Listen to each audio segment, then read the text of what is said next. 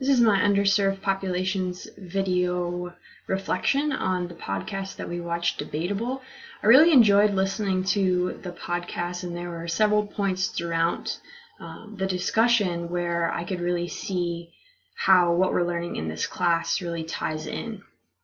So the first thing that I kind of wanted to talk about was the stereotypes and the debater, the African-American debater that walked into the cafeteria with his debate team and basically shut down the place and got looks, and the entire cafeteria was white, and you could really see the racial segregation in something like a debate team, which I had never really thought about. But if you kind of connect this to athletic training, in my mind, it could happen today in athletic training. It could happen in our athletic training room. You know, if someone has an outward appearance that's quote unquote different than everybody else in the athletic training room.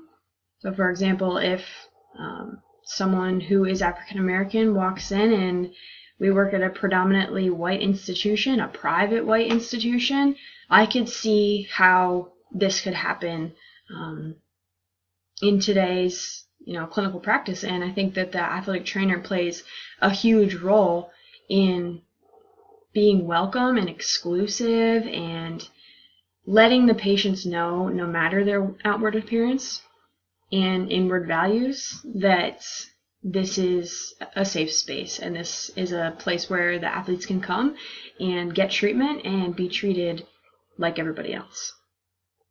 And another part in the podcast where I really could connect what we're learning in class is when one of the speakers talked about debating if you engaged in racial practice, even though you are not racist.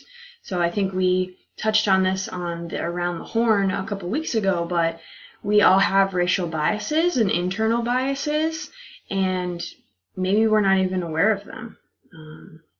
So we talked about, we get on an airplane and we see a Middle Eastern person that's sitting next to us, and immediately we think of 9/11. Or we are walking down the street and we see a young black man and we get scared. So I think overcoming those racial biases and talking about those racial biases with our fellow colleagues and kind of getting past and breaking that barrier down that we might not even know exists in day-to-day practice. And then with the concept of making a home and who makes up your family, to me, I think that I'm creating a home in my clinical practice, especially when it's just the volleyball team and myself as a clinician and then the athletic training students. When we're all in the athletic training room together and there's no other clinician and no other sport, you can really feel the family dynamic, and we're all helping each other and we're supportive of each other and we're there for each other if we need something. And I feel like I am there if my patients need something, and I really do feel like if I needed something, my patients would be there for me as well, which is a nice feeling. I think another point was doing research to support the affirmative and negative sides to make effective change. They talked about this in the actual debate of the two sides, but I think this can be applied to everyday clinical practice. I might have an opinion on an intervention and someone else has a differing opinion, but it's important to understand both sides, especially if we're trying to be inclusive and have an open athletic training room. The podcast also touched on the right to have a home in the first place. I think that's really important before we talk about are we creating a home. I think we have to understand that the patients and ourselves as clinicians have the right to have a home in the first place. They have a right to come into a safe place.